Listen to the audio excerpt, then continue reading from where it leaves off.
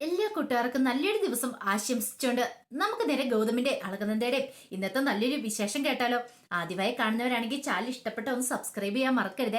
അതോടൊപ്പം തന്നെ video ഇഷ്ടപ്പെടുവാണോ like ചെയ്യാനും മറക്കരുത് കേട്ടോ. കാരണം നമ്മുടെ മുന്നോട്ടുള്ള യാത്രയിൽ നിങ്ങളെ ഓരോ ലൈക്ക് സപ്പോർട്ടുമാണ് നമുക്ക് പ്രചോദനം തരുന്നത്. അങ്ങനെ നമുക്ക് നമ്മുടെ വിശേഷത്തിലേക്ക് അങ്ങോട്ട് പോയാലോ.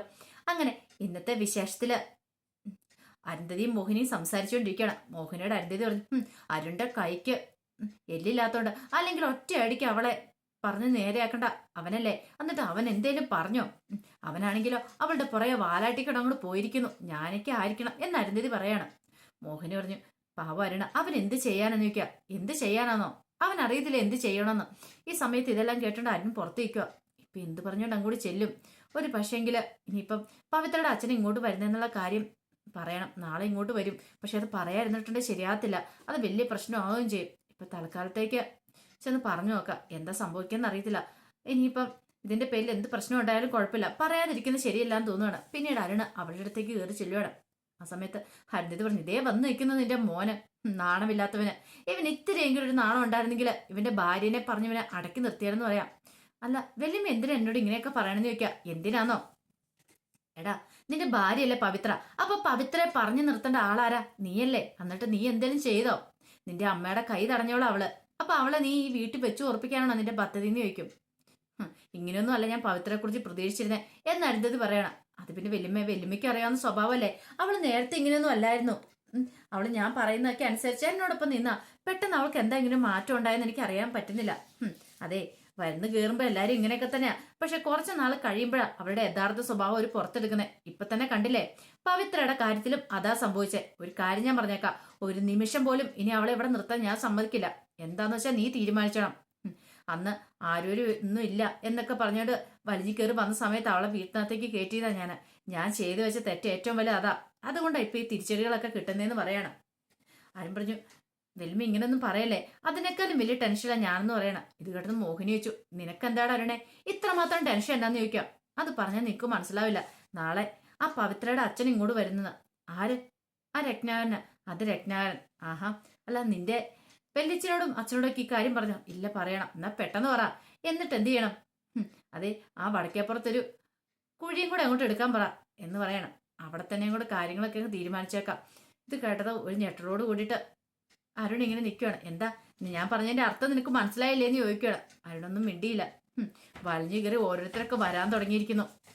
ഇതൊക്കെ അറിയാവുന്നോണ്ടാടാ നമ്മൾ മുമ്പ് ഓരോ കാര്യങ്ങളൊക്കെ പറയുന്നത്. അതൊക്കെ ഉൾക്കൊള്ളാനും മനസ്സിലാക്കാനും നിനക്ക് സാധിച്ചില്ലെന്ന് പറയണം. വലിയ എന്ത് ചെയ്യണമെന്ന് അറിയത്തില്ലാത്തൊരവസ്ഥ ഞാൻ നിൽക്കുക. ദേ ഒരു കാര്യം ഞാൻ പറഞ്ഞേക്കാം, ഈ കുടുംബത്തിലെ നാണക്കേടിലേക്ക് വലിച്ചിരിക്കുന്ന ഒരു പരിപാടിക്ക് ഞാൻ കൂട്ടു നിൽക്കില്ല എന്ന് അരുന്ധതി പറയണം. അങ്ങനെ എന്തെങ്കിലും ഉണ്ടായ അറിയാലോ, അന്ന് നീ നിന്റെ ഭാര്യ ഈ കുടുംബത്തിൽ നിന്ന് പുറത്താ. അയാളെങ്ങനെ ഇവിടെ കാലി കുത്തിയിട്ടുണ്ടെങ്കിൽ ഈ അരുന്ധതി ആരാന്ന് അറിയാൻ പോകുന്നുള്ളൂ എന്ന് പറയണം. ആകെപ്പാടെ പെട്ടുപോയ അവസ്ഥയിലായി അരുൺ എന്ത് ചെയ്യണമെന്ന് അറിയത്തില്ല. ഈ സമയം പോലീസ് സ്റ്റേഷനിൽ പിങ്കി ഇങ്ങനെ നിൽക്കുകയാണ്. അപ്പൊ പിങ്കിക്കാണെങ്കിൽ ദേഷ്യമാണോ സങ്കടമാണോ എന്താ ചെയ്യേണ്ടതെന്ന് അറിയത്തില്ല. പിന്നീട് നന്ദ വന്നിട്ട് പറഞ്ഞു, പിങ്കി നീ എന്ത് പരിപാടിയെ കാണിച്ചേ? നിനക്കെന്ന് ഒട്ടും ബോധമില്ലേ? പിന്നെ ബോധമില്ലേന്ന് അത് നീ കൂടെ എന്നെ പഠിപ്പിക്കേണ്ടെന്നൊക്കെ പറയണം. നന്ദയ്ക്ക് മനസ്സിലായി പിങ്കിയോട് പറഞ്ഞിട്ടൊരു കാര്യമില്ലെന്ന്. പിന്നീട് നന്ദ ഗൗതമിന്റെ അരിയിലേക്ക് ചെല്ലുവാണ്. ഗൗതമിന്റെ അരി ചെന്നിട്ട് പറഞ്ഞു, ഗൗതം സാർ ഇതൊരു ട്രാപ്പാന്ന് പറയണം. ട്രാപ്പ്? എന്ത് ട്രാപ്പ്? ഇത് പിങ്കിയുടെ ഒരു ട്രാപ്പാ. അവള് നമ്മളെ ചതിയിൽപ്പെടുത്തിയിരിക്കുവാന്ന് പറയണം. ചതിയിലോ? അതെ, ഇവളിത് മനഃപൂർവ്വം ഡ്രാമ ചെയ്തേക്കുന്ന, ഇത് ക്രിയേറ്റ് ചെയ്തുണ്ടാക്കിയത് കാര്യമാണ്.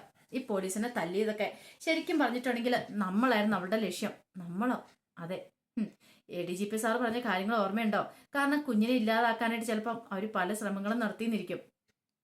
അവര് ഭീഷണിപ്പെടുത്തും, അല്ലെങ്കിൽ എന്തെങ്കിലുമൊക്കെ കുതന്ത്രങ്ങൾ ഒപ്പിച്ചോണ്ടിരിക്കും. അങ്ങനെ ഒരു തന്ത്രം മാത്രമാണ് ഇവിടെ. ഇപ്പൊ തന്നെ കണ്ടില്ലേ അവൾ പറഞ്ഞെന്താ, ശിക്ഷ തന്നോളാൻ. ശിക്ഷ ഒന്ന് ലോക്കപ്പിൽ ഇട്ടിട്ടുണ്ട്. എന്താ സംഭവിക്കുന്ന അറിയാലോ. ദേ പിങ്കി മാത്രമല്ല കഷ്ടപ്പെടുന്നേ, നമ്മുടെ മകനും കൂടെ ആ ഒരു ചിന്ത വേണം. നമ്മുടെ മകന് നിലത്ത് കിടക്കണേ അത് ഗൗതം സാറിന് അറിയാവോ? നമുക്ക് സഹിക്കുമെന്ന് ചോദിക്കണം. അതാണ് അവളുടെ പിങ്കിയുടെ ഉദ്ദേശം എന്ന് പറയണം. അവളെ സ്വയം ദ്രോഹിക്കുന്നതോടൊപ്പം നമ്മുടെ മകനെയും കൂടെ ദ്രോഹിക്കുക, അത് അവളുടെ ഉദ്ദേശ ലക്ഷ്യം എന്ന് പറയണം. അല്ല നന്ദ, ഇതൊക്കെ എങ്ങനെ മനസ്സിലായെന്നാ? കാരണം എനിക്കറിയാലോ പിങ്കിനെ, അവളുടെ സ്വഭാവം നന്നായിട്ട് അറിയാവുന്നതുകൊണ്ടാ ഞാൻ ഇതൊക്കെ പറയുന്നേ. ഒരു കാരണവശാലും അവളുടെ ഇഷ്ടത്തിന് താളത്തിനൊത്ത് തുള്ളല്ല.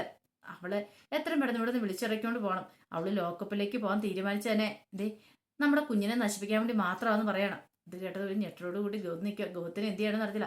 അപ്പൊ തന്നെ ഗിരിജ വന്നിട്ട് പറഞ്ഞാലേ, നിങ്ങളിങ്ങനെ സംസാരിച്ചുകൊണ്ടിരിക്കുകയാണോ? സംസാരിച്ചിരുന്നിട്ട് കാര്യമില്ല. പിങ്കി മോളെ രക്ഷിക്കാൻ നോക്ക്. എത്രയും പെട്ടെന്ന് അവളെ വീട്ടിലേക്ക് കൂട്ടിക്കൊണ്ട് പോകാൻ നോക്ക്. വയറ്റിലൊരു കുഞ്ഞുണ്ട്.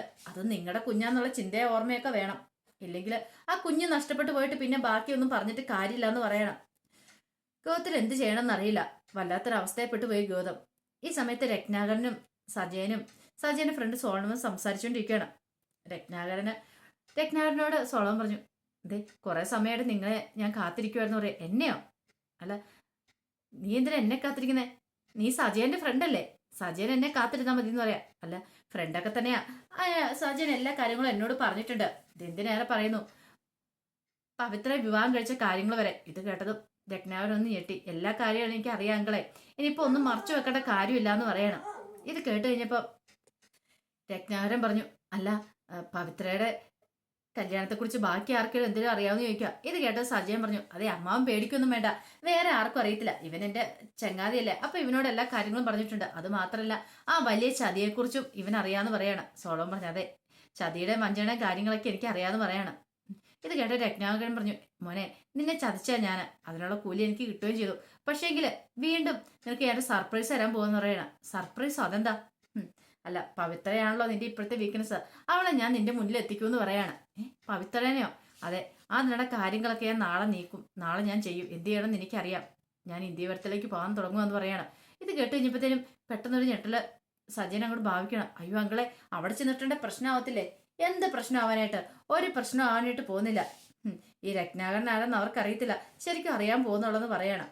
ഇത് കേട്ടതും സജയൻ പറഞ്ഞു, ദേ അങ്കളെ, പവിത്രനെ എനിക്ക് കിട്ടുവാണെങ്കിൽ ഞാൻ പൊന്നു പോലെ അവളെ നോക്കും. സോളമൻ പറഞ്ഞു, അത് ശരിയാ. ദേ അവിടെ കൊണ്ട് ഇവനെ ഗൾഫിലേക്ക് പറക്കില്ലെന്ന് ചോദിക്കാം. അയ്യോടെ മോനെ, നീ ഗൾഫിലേക്ക് പോവോ? അപ്പൊ എന്റെ കാര്യമോ? അതൊന്നോർത്ത് അമ്മാവൻ വിഷമിക്കണ്ട. അമ്മാവന് എല്ലാ മാസവും ലക്ഷങ്ങളായിരിക്കും അക്കൗണ്ടിലേക്ക് വരാൻ പോകുന്നത്. ഓ രക്ഷപ്പെട്ടു, മതി മതി, അത് മതി എന്ന് പറയണം. രത്നാകരൻ അങ്ങനെ ഭയങ്കര സന്തോഷത്തിൽ അങ്ങനെ സൂചിച്ച് നിൽക്കുവാണ്. ഈ സമയം എസ് ഐയുടെ അല്ല, ഗൗതത്തിന്റെ മുന്നിൽ പിങ്കിയും ഗിരിജയും നന്ദയും കൂടാതെ എസ് ഐയും കൂടെ അങ്ങോട്ട് നിൽക്കുകയാണ്. എസ് ഐ വന്നിട്ട് പറഞ്ഞു, അതെ സാറിനോട് കാര്യം സംസാരിക്കാനുണ്ടെന്ന് പറയണം. കാരണം ഈ കേസ് എങ്ങനെയും ഒത്തുതീർപ്പാക്കണം. ഇനിയിപ്പോൾ ഇതിന്റെ പേരിലൊരു പ്രശ്നങ്ങളും ഉണ്ടാകാൻ പാടില്ലെന്ന് എസ് ഐയോട് നന്ദ പറഞ്ഞിട്ടുണ്ടായിരുന്നു. കാരണം തന്റെ ഗൗസാറിന്റെ കുഞ്ഞാണ് പിങ്കിയുടെ വയറ്റ് വളരുന്നത്. അപ്പൊ ആ കുഞ്ഞിനൊരു ആപത്ത് സംഭവിച്ചു കൂടലെന്ന് എസ് ഐക്ക് കാര്യങ്ങളൊക്കെ മനസ്സിലായിട്ടുണ്ടായിരുന്നു. അപ്പോഴാണ് തല്ലി കിട്ടിയെന്ന് പറയുന്ന ആ പോലീസുകാരൻ അങ്ങോട്ട് വരുന്നത്. പോലീസുകാരൻ വന്നിട്ടുണ്ട്, സാറേ എന്നോട് ക്ഷമിക്കണം, എന്നെ ആരും തല്ലിയിട്ടൊന്നും ഇല്ലെന്ന് പറയണേ. തല്ലിയില്ലേ? അതെ, എന്നെ ആരും തല്ലിയിട്ടൊന്നുമില്ല, അതുകൊണ്ട് ഞാൻ വെറുതെ പറഞ്ഞ, എന്നോട് ക്ഷമിക്കണം എന്നൊക്കെ പറയണം. ഇത് കേട്ട് കഴിഞ്ഞപ്പോഴത്തേനും പിങ്കി ഒന്ന് നോക്കുവാണ് ഗിരിജേനെ. പിന്നീട് പറഞ്ഞു, സാറേ എന്റെ പരാതി ഞാനും കൂടി പിൻവലിക്കുക എന്നൊക്കെ പറഞ്ഞിട്ട് അയാൾ അങ്ങോട്ട് ഇറങ്ങിപ്പോയി. ഗൗതത്തിന് ദേഷ്യം വന്നു.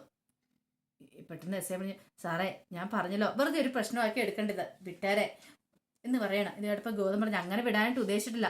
ഡിപ്പാർട്ട്മെന്റ് മുഴുവനായിട്ടാ പിങ്കി അപമാനിച്ചേ. ഡിപ്പാർട്ട്മെന്റ് എന്റെ പോലീസുകാരനെ വെറുതെ ഇരിക്കുന്നവരാണോ?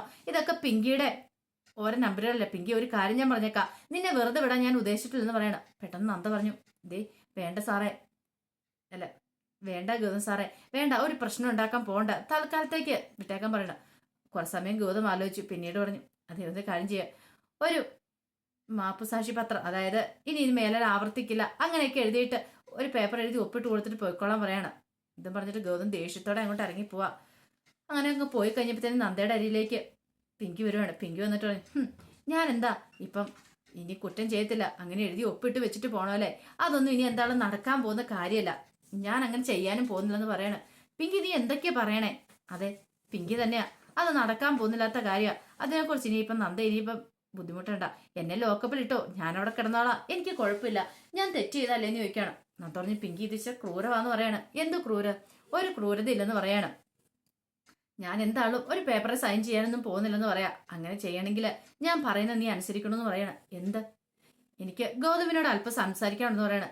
ഞാൻ സംസാരിച്ചിട്ട് വരട്ടെ, എന്നിട്ട് ഞാൻ തീരുമാനം എടുക്കാന്ന് പറയണം. അവസാനം നന്ദയ്ക്ക് സമ്മതിക്കേണ്ടി വന്നു. അങ്ങനെ ഗൗതത്തിന്റെ അരി ചെന്ന് നന്ദ പറഞ്ഞു, അതെ പിങ്കിക്ക് എന്തോ ഗൗതം സാറിന് തനിച്ച് സംസാരിക്കാണെന്ന്. എന്ത്? അതൊന്നും എനിക്കറിയത്തില്ല, നിങ്ങൾ സംസാരിക്കുക, ഞാൻ അങ്ങോട്ടേക്ക് മാറിയിരിക്കാന്ന് പറഞ്ഞിട്ട് നന്ദ അങ്ങോട്ട് മാറിപ്പോവാണ്. പിന്നീട് പിങ്കി ഗൗതത്തിന്റെ അരിയിലേക്ക് വരിക.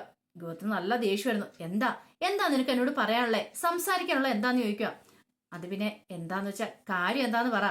ഗൗതം എന്തിനാ എന്നിങ്ങനെ ചാടി കഴിക്കാനായിട്ട് വരുന്നേ? ഞാൻ കാര്യം എന്താന്ന് പറയട്ടെ. പണ്ട് നമ്മള് രാമേശ്വരത്തിലും ധനുഷ്കോടിയിലൊക്കെ പോയ കാര്യങ്ങളൊക്കെ ഓർമ്മയുണ്ടോ? അവിടെ വെച്ച് ഗൗതം ക്ഷേത്രത്തിലൊക്കെ പോയത് ഓർമ്മയുണ്ടോയെന്ന് ചോദിക്കുകയാണ്. ഇത് കേട്ട് കഴിഞ്ഞപ്പോഴത്തേനും ഗൗതം ഇങ്ങനെ ഒന്നും മിണ്ടിയില്ല. പിങ്കി പറഞ്ഞു, എനിക്ക് വീണ്ടും അവിടേക്ക് പോകണമെന്ന് പറയണം. വീണ്ടും അവിടേക്ക് പോവാനാ? അതെ, എനിക്ക് വീണ്ടും അവിടേക്ക് പോകണം. ആ സമ്മതമാണോന്ന് ചോദിക്കുകയാണ്. ഇത് കേട്ട് കഴിയുമ്പോഴത്തേനും ഗൗതം ഒരു നിമിഷം ഇങ്ങനെ ആലോചിക്കുകയാണ്. എന്താ ചെയ്യേണ്ടതെന്ന് അറിയത്തില്ല. ഗൗതത്തിന് സമ്മതമാണെങ്കിൽ മാത്രം സമ്മതമാണെന്ന് പറഞ്ഞാൽ മതി എന്ന് പറയണം. അവസാനം ഗൗതം പറഞ്ഞു, എനിക്ക് സമ്മതമാണെന്ന് പറയണം. ഇത് കേട്ടും പിങ്കിക്ക് ഭയങ്കര സന്തോഷമായി. പിങ്കി എന്ത് ചെയ്യണം, പിന്നീട് നേരെ പോയി സൈൻ ചെയ്ത് കൊടുക്കുക. അതിൻ്റെ ഇങ്ങനെ ആവർത്തിക്കില്ല അങ്ങനെയൊക്കെ പറഞ്ഞിട്ട് സൈൻ ചെയ്ത് കൊടുക്കുകയാണ്. സൈൻ ചെയ്ത് കൊടുത്തിട്ട് പിങ്കി തിരിഞ്ഞു കഴിയുമ്പോഴത്തേനും നന്ദനെ കണ്ടു. നന്ദ പറഞ്ഞു, ഇനിയെങ്കിലും പിങ്കി നീ ഇതുപോലത്തെ പ്രശ്നങ്ങളൊന്നും ഉണ്ടാക്കല്ല. ഇത് എനിക്ക് എൻ്റെ കുഞ്ഞിനെ വേണം. കുഞ്ഞിന് ഒരു ആപത്ത് സംഭവിക്കില്ല. പറഞ്ഞ് മനസ്സിലായെന്ന് ചോദിക്കുക. ഇത് കേട്ടതും പിങ്കി പറഞ്ഞു, അതൊക്കെ എനിക്ക് അറിയാൻ നന്ദേ എന്നൊക്കെ പറഞ്ഞു പിങ്കി ഭയങ്കര സന്തോഷത്തിലൂടെ അങ്ങോട്ട് പോവാണ്. പക്ഷേങ്കിൽ ഗൗതം ചില തീരുമാനങ്ങളൊക്കെ മനസ്സിലെടുത്തിട്ടുണ്ടായിരുന്നു. ഗൗതത്തിനറിയാം എന്ത് ചെയ്യണമെന്നുള്ളത്. കാരണം പിങ്കി ഇത്രമാത്രം ഇതായിട്ട് തന്നെ അങ്ങോട്ട് ധനുഷ്കോടിയിലേക്ക് കൊണ്ടുപോകാൻ തീരുമാനിച്ചിട്ടുണ്ടെങ്കിൽ അതിനൊരു കനത്ത മറുപടി തന്നെ കൊടുക്കാൻ ഗൗതം തീരുമാനിക്കുകയാണ്. അപ്പൊ അതിന്റെ വിശേഷങ്ങളൊക്കെ നമ്മൾ കാണുന്നത്. ഇതിന്റെ ബാക്കി വിശേഷങ്ങളുമായിട്ട് വൈകുന്നേരത്തെ പ്രമോയി വരാട്ടോ. ഇനിയിപ്പോൾ അടുത്ത നമ്മൾ കിരണം കല്യാണിന്റെ ഒക്കെ വിശേഷങ്ങളെ ചാനലിനകത്ത് ഇടാൻ പോകുന്നത്. അതും എല്ലാവരും മറക്കാതെ കയറി കാണണേ. ഒരിക്കലും കൂടി എല്ലാവർക്കും നല്ലൊരു ദിവസം ആശംസിച്ചുകൊണ്ട് നിർത്തുന്നു. നന്ദി.